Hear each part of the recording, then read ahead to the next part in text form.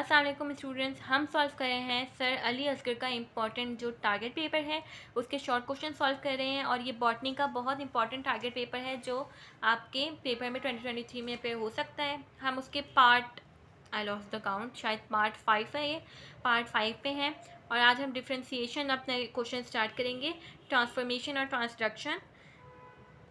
Transformation discover differentiation करनी है आपको। ट्रांसफॉर्मेशन डिस्कवर किया था फ्रेड ग्रिफिथ ने 1928 में, और ट्रांसडक्शन डिस्कवर किया था, पूरी लाइन बना के लिखना, मेरी तरह काम चोरी नहीं, जिंडर और लैडरबर्ग ने 1952 में। ठीक है, ट्रांसफॉर्मेशन में क्या होता है कि एक्स्ट्रा सेलुलर डीएनए फ्रेगमेंट्स चाहिए। ट्रांसडक्शन में हमें थर्ड पार्टी चाहिए, और वो थर्ड पार्टी है बैक्टीरियोफेज। बैक्टीरियोफेज कौन होता है? ऐसा वायरस जो इन्फेक्ट करता है बैक्टीरिया को, उसे हम बैक्टीरियोफेज कहते हैं, राइट। तो इसके लिए बैक्टीरियोफेज चाहिए और इसके लिए एक्स्ट्रा सेलुलर डीएनए फ्रेगमेंट्स चाहिए। इसमें कोई लाइटिक और लाइसोजेनिक साइकिल नहीं होती, जबकि ट्रांसडक्शन के प्रोसेस में लाइटिक साइकिल भी होती है और हो सकता है लाइसोजेनिक भी हो। पूरी एक साइकिल का चक्कर चलता है, आपने पढ़ा होगा। उसके बाद ट्रांसफॉर्मेशन में जेनेटिक ऑल्ट्रेशन होती है बैक्टीरिया की। क्यों? क्योंकि बैक्टीरिया जाकर डायरेक्टली अपना जो डीएनए मटेरियल जो बाहर फ्रेगमेंट्स पड़े हैं वो लेता है और अब इनकॉपरेशन करता है, मतलब बैक्टीरिया अपने अंदर लेगा और इनकॉपरेट कर लेगा सराउंडिंग से किसको, डीएनए के फ्रेगमेंट को। इस तरह से उसमें चेंज आ जाता है और इस चेंज को हम ट्रांसफॉर्मेशन कहते हैं।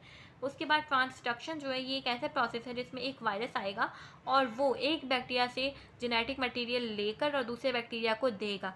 तो समझ आ रही है ना? तो इसको हम ट्रांसडक्शन कह रहे हैं। तो ये ट्रांसफॉर्मेशन और ट्रांसडक्शन बहुत इंपॉर्टेंट डिफरेंस है, आप स्क्रीनशॉट ले सकते हैं, लेकिन वीडियो को देखिए ज़रूर, इससे आप ही का फ़ायदा है। Then we have gram positive and gram negative bacteria.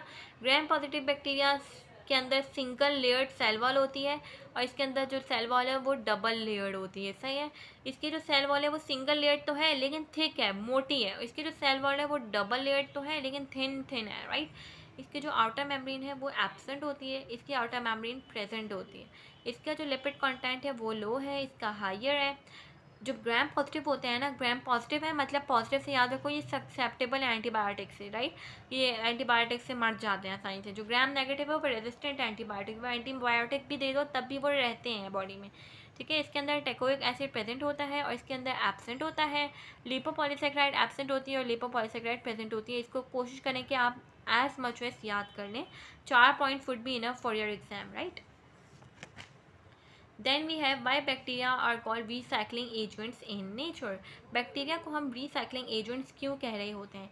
Bacteria एक माइक्रो ऑर्गेनिज्म है जो बैक्टीरिया एक माइक्रो ऑर्गेनिज्म है जिसको हम डीकम्पोजर भी कहते हैं, क्योंकि ये डीकम्पोज करता है। डीकम्पोज मतलब ब्रेक डाउन करता है डेड ऑर्गेनिजम्स का, एनिमल के वेस्टेज का।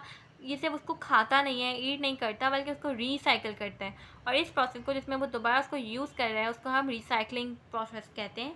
ये जो प्रोसेस है जिसमें डीकम्पोजिशन हो रही है, इसकी वजह से ऐसे केमिकल्स निकलते हैं जो दूसरे नए केमिकल्स बनाने में इस्तेमाल होते हैं, इसलिए इसे रिसाइकलिंग एजेंट कह रहे हैं हम नेचर में। समझ आ गई? बहुत आसान सी सिंपल सी बात थी। Then we have how bacteria causes soil fertility. Bacteria soil को फर्टाइल कैसे बनाता है? Bacteria large quantities of nitrogen देता है ऐसी सॉइल को जिस सॉइल में नाइट्रोजन नहीं ना आए, तो बैक्टीरिया ने जाके उसमें नाइट्रोजन देनी है, सही है। कुछ बैक्टीरिया क्या करते हैं, ऐसे एंजाइम सीक्रेट करते हैं जो फास्फोरस को सॉल्युबल बना देते हैं और फास्फोरस के सॉल्युबल होने की वजह से वो सॉइल फर्टाइल हो जाती है। यानी कि फर्टाइल का मतलब क्या होता है? ऐसे सॉइल जहाँ पे प्लांट्स ग्रो करेंगे, ठीक है। This is how bacteria increases soil fertility. उसके बाद एक क्वेश्चन है जिसका मैंने रेफरेंस दे दिया आपने। बैक्टीरियल डिजीजेस जो मैन में होती हैं उनको, उनके एक एक साइन, एक एक सिम्टम, एक एक ट्रीटमेंट और एक प्रिवेंशन, ये आपको हर बैक्टीरियल डिजीज़ का पता होना चाहिए। 139 पे आपका टेबल है, ठीक है। आप कम से कम आपको कोलरा का पता होना चाहिए, कम से कम आपको टाइफाइड का पता होना चाहिए, ठीक हो गई। ये 4 चीज़ें आपको कोलरा और टाइफाइड की तो एटलीस्ट पता होनी चाहिए, वरना 139 पे बहुत अच्छा परफॉर्म करना चाहते हो ना पेपर में, तो ये टेबल अच्छे से कर लेना। समझ आ गई बात? उसके अलावा आपके जो एग्ज़ाम्स हैं वो सुपर नियर हैं, बहुत ही नियर हैं। और फिजिक्स का तो आप लोगों को जो है मैं एक क्लास प्रोवाइड कर रही हूँ फर्स्ट ईयर के बच्चों के लिए। रजिस्ट्रेशन फॉर्म उसका लिंक जो है डिस्क्रिप्शन में मैंने डाल दिया है। 2 से 3 घंटे की जूम ऑनलाइन क्लास है जिसमें हम 20 मोस्ट इंपॉर्टेंट न्यूमेरिकल सॉल्व करेंगे, ठीक है। ना सिर्फ सॉल्व किए जाएंगे बल्कि डिस्कस किए जाएंगे और उनकी प्रैक्टिस आपको करवाई जाएगी। मोस्ट इंपॉर्टेंट न्यूमेरिकल्स हैं। इसकी फ़ीस 500 रुपीज़ है। अभी you don't have to submit the fees, जाके फॉर्म फिल कर लें, उसके बाद मैं आपको फ़ीस देने के लिए डिटेल्स सेंड करूँगी। ओके, अल्लाह हाफिज़।